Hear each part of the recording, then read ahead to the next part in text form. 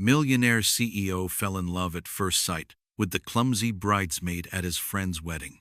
Before we begin the story, leave a comment telling us where you are watching from. Enjoy the story. The alarm didn't go off. That was the beginning of it all. Eva Morales jolted awake at 9:47 a.m., heart slamming against her ribs. She was supposed to be at St. Clair's Cathedral by 10:30 sharp. Bridesmaids weren't supposed to be late, especially not the maid of honor. She sat up, tangled in sheets and confusion, before scrambling out of bed. The wedding dress, an elegant, silky rose gold gown, was still hanging untouched by her closet. Her curls were unstyled, her makeup untouched, and worst of all, her phone was dead. "God, no, no," she whispered, fumbling for the charger with shaking hands. This day meant everything to her best friend Emily. Eva had promised she'd show up, be calm, be perfect. Instead, here she was panicking in her tiny studio apartment in Hyde Park, Chicago, running late, unprepared, and barefoot. It had already been a hard month. Her bookstore job barely paid rent. Her past, the one she tried so hard to hide, seemed to lurk in every shadow. This wedding was supposed to be her escape, a few hours to feel normal, beautiful, wanted. Instead, life was dragging her into chaos again. She jammed her phone into the charger, yanked off her sleep shirt, and started applying foundation with one hand while brushing her curls with the other. She didn't have time for a full face, but anything was better than walking in like she'd just rolled out of bed. By the time she zipped up the gown, struggling, tugging, finally begging it to slide, the clock read 10:17 a.m. Traffic in Chicago was a nightmare even on a regular day. But today, there was a marathon. She had no ride, no Uber, no miracle. But Eva Morales had one thing left: grit. Eva ran down the apartment steps in 5-inch nude heels, a bouquet clutched tightly in her hands. Her neighbor, Mrs. Chan, peeked out of her door and gasped, "Eva, you going to the wedding like that? Pray for me," Eva shouted back without stopping. The street was crawling with people, runners, and blocked-off roads. Taxis weren't stopping. Rideshare apps gave her 20-minute ETAs that might as well have been hours. Finally, she spotted a yellow cab pulling over to let someone out. She didn't wait. She ran. "Sir, please," she called, heels clicking, body swaying with every desperate step.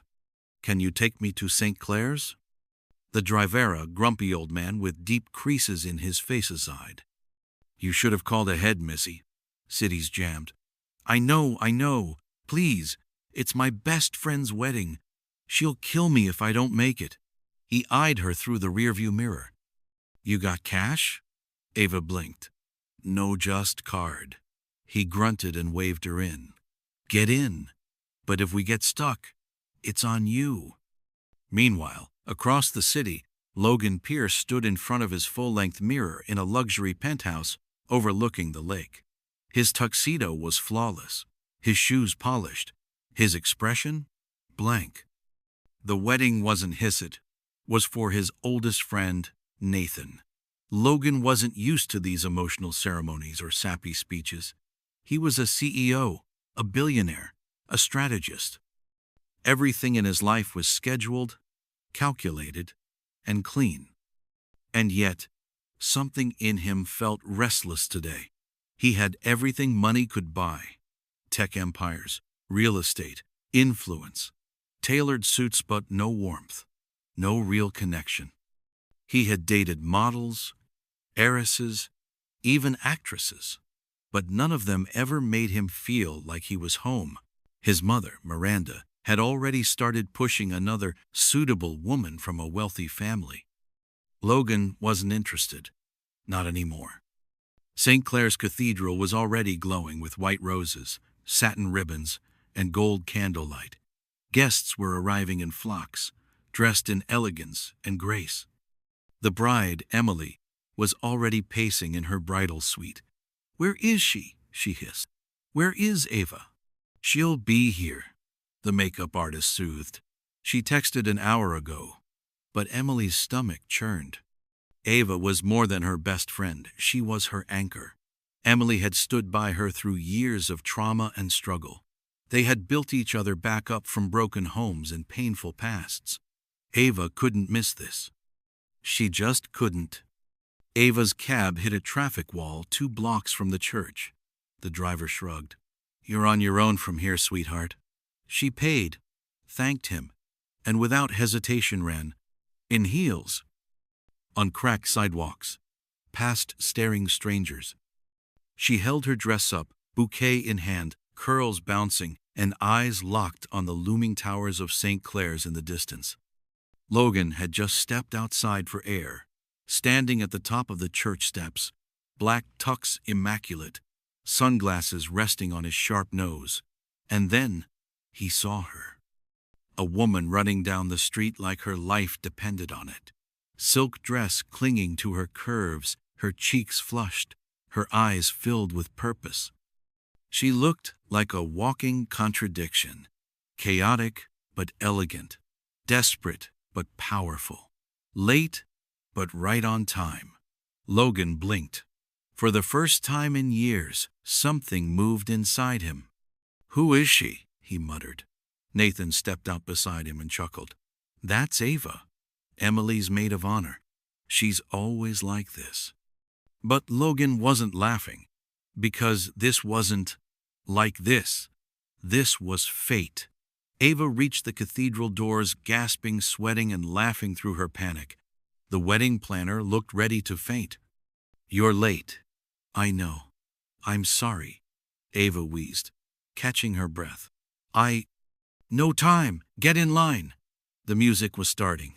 She fixed her hair with trembling fingers. Her makeup had nearly melted. Her bouquet was bent. But when she walked down the aisle, she was stunning. Not polished, not perfect, but real. And Logan Pierce? He didn't take his eyes off her. Not once. Later that evening at the reception, Ava stood alone by the dance floor, sipping champagne. Her heels were off. Her soul was exhausted. Then came that voice. May I have this dance? She turned. Logan. He extended his hand, his face unreadable but his eyes hungry. She hesitated. Do I know you? He smiled. Not yet. She let him take her hand. They danced. And for one moment, under the lights, under the eyes of hundreds, it was just them. 2 strangers, drawn together by time, by chance, by chaos. The reception glowed with soft lights, laughter, and the hum of clinking glasses. Ava stood alone on the balcony, the air cool against her skin as she stared at the skyline. Inside, people danced and laughed like life had never hurt them. Out here, she could breathe, until she heard the door creak behind her. I thought you might have disappeared again, Logan said, stepping into the moonlight. Ava turned slowly, lips curling into a small smile. You've known me, 3 hours? And already you're calling me a runaway? He chuckled. I'm an excellent judge of character. You looked like someone trying not to fall apart. Her smile faltered. What makes you say that? Because I know what that looks like. I do it every day. For a second, neither spoke. Then Ava looked up at him. So, who are you, really? Logan Pierce, he said, softly but firmly. CEO of Pierce Tech, Billionaire. Professional disappointment to my mother. Ava laughed. It was soft, but genuine. And you? He asked. I'm Ava Morales, bookstore clerk, recovering coffee addict, and currently the worst bridesmaid in history. They both smiled. For the first time in years, Logan felt normal, and Ava felt seen. As the night deepened, Logan walked her to the valet pickup. I know people talk, Ava said suddenly. About you. I heard some bridesmaids whispering. Logan stiffened slightly. About the ex, she added. Is it true? Did you leave her at the altar? He took a breath. Number, I walked away the night before. Found her with someone else. Someone from a rival company. I didn't confront her, I just let her go. Ava studied him. Why didn't you fight? Because the moment I saw her with him, I realized I was trying to marry a life I didn't even want. He looked straight at her. I don't want perfect. I want real. Ava looked away. Be careful what you wish for. Logan stepped closer. Maybe real is exactly what I need. The moment felt dangerous. The silence between them wasn't awkward, it was loaded. Heavy with a pull neither could name. She took a half step back. You're too close. You're too tempting, he replied. She opened her mouth to protest, but then he kissed her, and she didn't pull away. It wasn't fireworks. It was fires low, hot, consuming. Like two people on the edge of something life-changing. When they pulled apart, Ava looked shaken. I don't do this, she whispered. Do what? Fall. With strangers. Logan smiled. Then let's not be strangers. 2 days passed. Ava tried to go back to Normalif. Normal included replaying every second of that kiss on loop. But that morning at the bookstore, while shelving a delivery, she saw his face on a business magazine. Tech giant saves struggling hospital in silent buyout. She froze. The article was from 3 years ago. It detailed how Logan had quietly paid off the debts of Bridgeport Community Hospital right before it shut down permanently. She remembered that hospital. Her mother had died there. But before her final days, she'd received extra care, better equipment, and new treatment options that came right after that buyout. Her eyes widened. Could it be?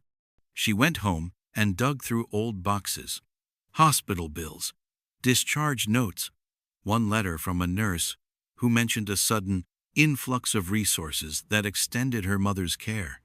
Ava remembered sitting in that hospital room, watching her mother smile alive for a few extra weeks they were never promised. Logan had done that, without knowing her, without expecting thanks. And now he was kissing her?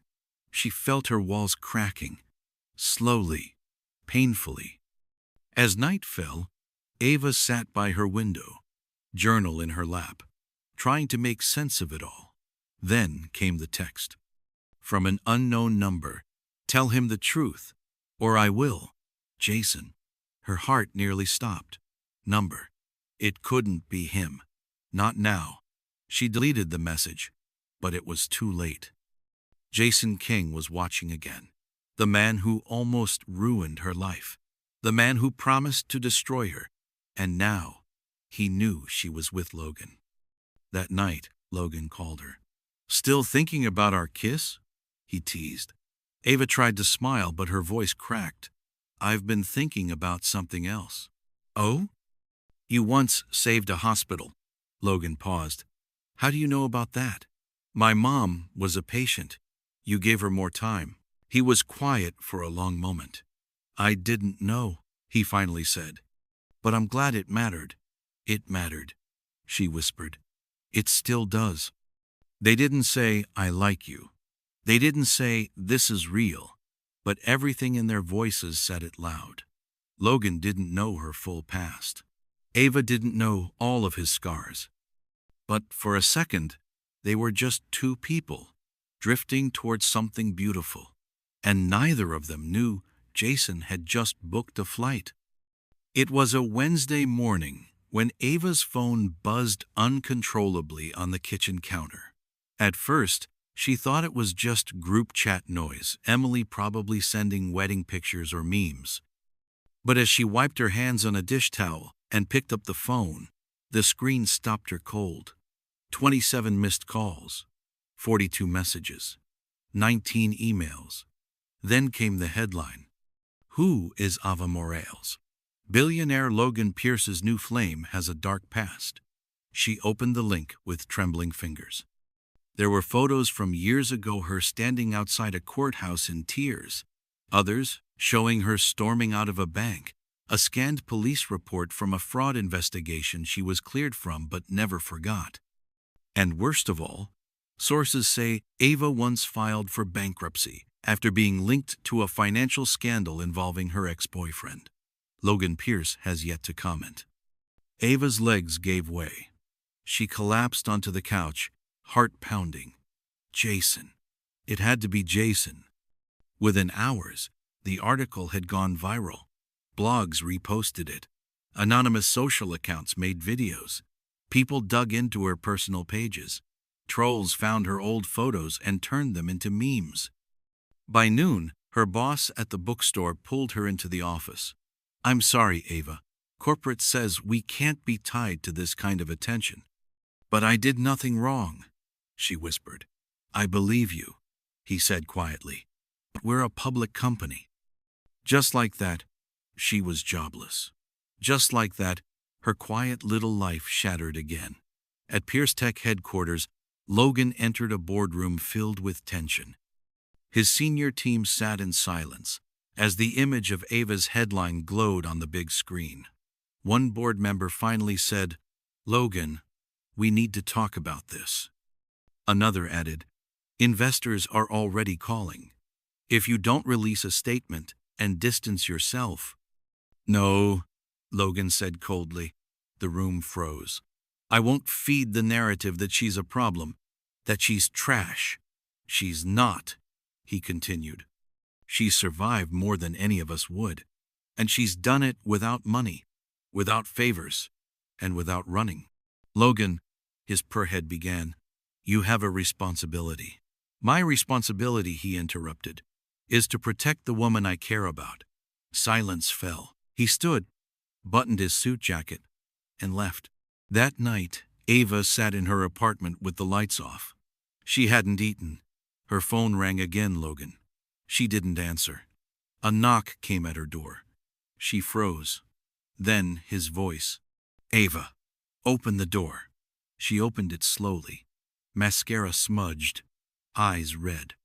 Logan stepped in, took one look at her, and shut the door behind him. He walked to her, cupped her face gently. "Why didn't you answer?" "Because I thought you'd change your mind," she whispered. "I thought you'd see it and walk away." His eyes didn't blink. "Not a chance. I'm not good for your image, Logan." "You're not here for my image." A tear slipped down her cheek. "I don't want to be your weakness." "You're not," he said, brushing the tear away. "You're my reason." 2 days later, Ava was invited to a charity event. Logan's World. Gowns. Glitter. Powerful names. Cold smiles. She stood in the corner, sipping water, feeling painfully out of place. Then her. Miranda Pierce. Logan's mother. Elegant. Cold. Unapologetically powerful. She walked straight to Ava. "You're pretty," she said, examining Ava like a museum piece. "Thank you," Ava said carefully. "But pretty doesn't equal legacy," Miranda added. Ava's throat dried. "I'm not sure what you mean." "I mean," Miranda leaned closer, "you're not a good match for my son. You're a scandal, a risk, a news cycle waiting to implode." Ava blinked. "I thought you believed in family." "I believe in the family name," Miranda replied, "not in dragging it through the dirt." Then she walked away. Ava stood there, cheeks burning, heart pounding. That night, Ava couldn't sleep. She opened a dusty box from under her beddled letters, journals, photos. One envelope was different. A letter from her mother, written years ago, addressed not to Ava, but to someone else. "To the man who saved my job when the hospital nearly shut down, thank you. I never told you, but you helped me more than anyone else. You believed in me when the system wanted to toss me aside. I'll never forget you." There was no name, but the date matched the year Logan's father donated to Bridgeport Hospital. Ava's eyes widened. Could it be? She kept digging and found another note. "Your father may not have been perfect, but he wasn't who they say he was. You'll understand one day." Her hands trembled. Had Logan's family and hers crossed paths before?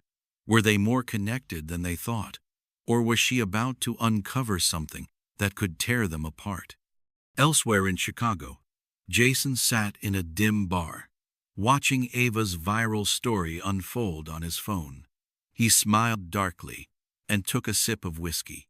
"She's in love now, huh?" he muttered. "Let's see how long that lasts." He opened his email and clicked send. Attached, a video clip. Ava from years ago, frustrated and screaming inside the bank after losing her money to Jason's scam. He edited it, removed his own voice, made her look unstable. The message: "You still think you're worthy of a billionaire? Let's see how he feels when this goes viral." The video hit the internet at 6:03 a.m. Within 10 minutes, it was trending. The caption was bold, ugly, and brutally misleading. "Logan Pierce's fiancée? Watch her explode inside a bank after fraud scandal." The clip showed Ava Young, emotional and overwhelmed, screaming at a bank teller, crying, accusing them of stealing from her. What the video didn't show was the man beside her who had taken her savings, Jason King. He was cropped out. By 7:30 a.m., Ava was trending on every social platform. News anchors started calling it the billionaire's girlfriend meltdown. Internet users, cruel and chaotic, turned her image into memes. Red flag alert. From wedding guest to court case. Logan can't seriously be with her. Ava didn't know until Emily banged on her apartment door holding her phone. "Ava, you need to see this." Ava stood frozen in her kitchen, watching the video over and over again. The way they painted her, the way people laughed, the comments, "She's just another gold digger." Logan's lost his mind. Why does she always look like she's about to cry? Emily wrapped an arm around her, whispering, "It's not your fault." But Ava was already spiraling, because this wasn't just shame. This was trauma resurfaced. The memory of her bank account hitting zero, of Jason smiling as she begged for answers, of being humiliated in front of strangers. And now it was all back online, viral, permanent. At Pierce Tech's headquarters, a firestorm was unfolding. Board members, lawyers, PR heads, they all surrounded Logan like vultures around a bleeding lion. "Sir, we're being dragged in headlines. Investors are threatening to pull. This affects the brand, your image, everything." One man leaned in. "She's not good for the company. It's time to cut her off." With grace, of course. Quietly, Logan stood, tall, controlled, quietly furious. "I'm not cutting her off," he said. "Logan," his CFO warned, "she was scammed. She was hurt. And now she's being blamed for surviving it." The room stilled. "I will not let the world destroy the one person who's been real with me." That evening, Ava packed a small bag. Just clothes. No shoes. No jewelry, no makeup. She left a note on her counter. "Don't look for me. I love you enough to leave." She called a rideshare. Gave the driver a small address in Vermont, an old cabin her mother once took her to as a child. Somewhere quiet, somewhere forgotten. As the city lights faded behind her, she didn't cry. She just whispered to herself, "Let him forget me before I ruin him." When Logan arrived at her apartment the next morning, it was empty. Only the note waited. His chest tightened. His world, usually so controlled, was crumbling, not from scandal, but from loss. He turned to his driver. "Get the car. We're going to my press conference." The driver blinked. "Should I tell the team?" "No," Logan said. "This isn't about them." By noon, the press hall was full. Reporters, cameras, executives, streaming platforms, curious onlookers. Everyone expecting the same thing: a polished apology. A quiet exit for Ava Morales. But when Logan stepped onto the stage, the room fell silent. He adjusted the mic, looked around, and then looked straight into the cameras. I'm not here to talk about stock prices or PR strategy, he began. I'm here to talk about truth. Murmurs. He continued. Many of you have seen the video of Eva Morales. What you didn't see is the context. The real story. She was the victim of fraud, abandoned by someone she trusted. She was broken not because she was weak, but because she was human. He took a breath. I've made billions by building things. But Eva, she rebuilt herself. Without a dollar. Without help. And that's the kind of woman I will never be ashamed to stand beside. He paused again, then said, So if you have a problem with her, you have a problem with me. The room gasped. Reporters scrambled for headlines. But Logan was done talking. He stepped off the podium, ignoring every flash and every scream of his name. The world heard him loud and clear. Back at Logan's penthouse, his aunt had dropped off a box of old journals from his late father. Inside, buried under papers, he found a single envelope, labeled, For my son, about the woman who changed everything. His hands trembled as he opened it. The letter was handwritten, faded, but the words cut clean. Years ago, I nearly died. Not from money or stress or power, but from loneliness. In that moment, a nurse named Maria Morales showed me more kindness than anyone had in years. Logan blinked. Maria Morales. Eva's mother. He read on. She didn't care who I was. She treated me like a man, not a name. I helped her later, when the hospital almost shut down, quietly. She never asked for anything, but I owe her more than I can explain. If you ever meet someone like her, don't let her go. Logan sat back, eyes wide, heart racing. It wasn't just fate. It was legacy.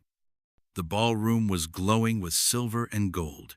A charity gala packed with media, celebrities, and billionaires, sipping champagne like it was water. Eva stood near the center table, feeling invisible in a crowd that couldn't stop staring. But this time, it wasn't judgment. It was curiosity, because Logan Pierce hadn't taken his eyes off her all night. Then the band stopped playing. Lights dimmed, and Logan walked onto the stage. I'll only take a moment, he began. Tonight is about helping others. But before I say anything about business or philanthropy, he turned toward Eva. I need to ask a question that's been sitting on my heart since the moment you ran past me in heels. Whispers rippled. Gasps followed as Logan pulled out a small, black velvet box. Eva's eyes went wide. Eva Morales, he said, voice steady. Will you marry me? Silence. Then she nodded, trembling. Yes. The crowd roared. The cameras flashed. And the internet exploded. It felt like a dream, until it didn't. The next morning, Miranda Pierce summoned Logan to the family estate. The room was cold, her posture stiff, and the folder on the table? Deadly. I warned you not to rush, she said. Logan sighed. You're not congratulating us? Miranda pushed the folder forward. She kept this from you. Inside were scanned letters, yellowed by time but clear enough to read. They were from Maria Morales Ava's mother. One line hit Logan like a fist. The child I'm carrying, it's mine to raise alone, but we both know who the father is. His father's name wasn't written, but the implications screamed. Miranda folded her hands. If this is real, she might be your half-sister. Logan stood abruptly. You forged this. I didn't, Miranda said, ice in her voice. But if it's true, you'll ruin everything. Logan found Eva on the rooftop of his penthouse, staring at the skyline. She turned when she heard the door. He didn't speak, just handed her the letter. She read it slowly, word by word. Then her knees gave. Logan caught her, held her, but she pushed him back. My mother would never. Maybe it's fake, Logan said quickly. Maybe it's nothing. But I had to tell you. Eva backed away. What if it's not? Silence. I can't do this, she whispered. I love you, but not if this might be true. Logan's heart cracked. I'll fix this, he said. We'll take a test. We'll find the truth. But Ava was already walking away. The DNA test was done quietly. No press, no publicists, no board members. Just 2 samples. 2 hearts in limbo. Ava moved into a friend's guest house and stopped taking Logan's calls. Not out of hate, but out of fear. If it's true, she told Emily, then everything we felt was wrong. And Logan? He stopped going to meetings. He spent nights staring at the ring he still planned to give her properly. Every day that passed without her felt longer than the last. While they waited for the results, Jason made his move. He posted a thread on a gossip forum. Rumor: Logan Pierce's new fiancée might be his blood relative. Here's what I know. It included the letter Miranda leaked, the speculation, the engagement photo. By noon, it was trending.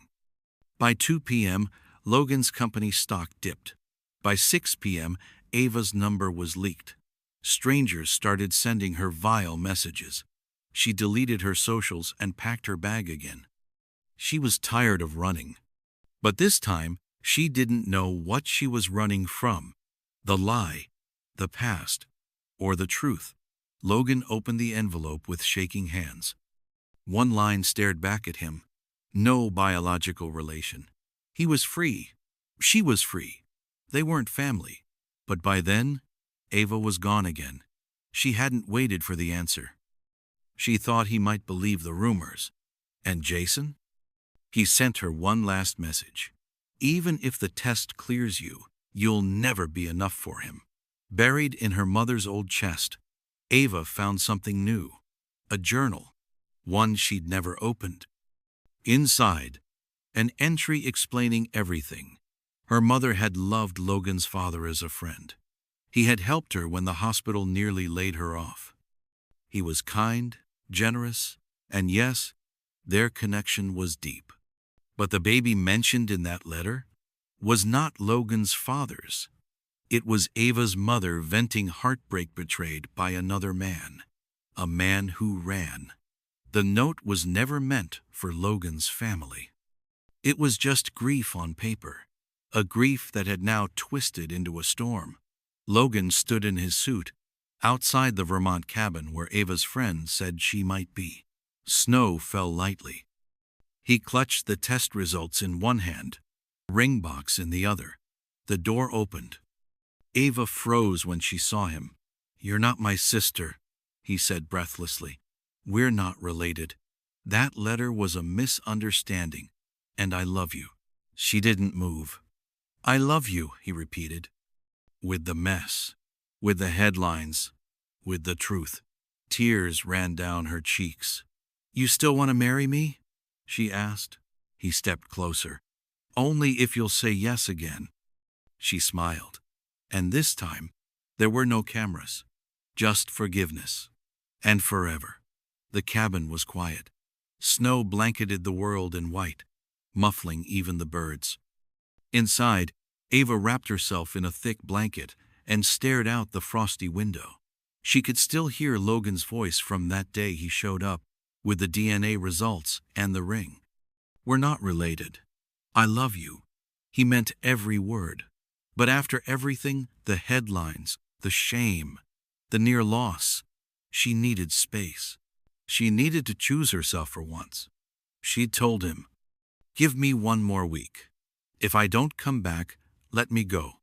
He nodded and left. No pressure, just faith.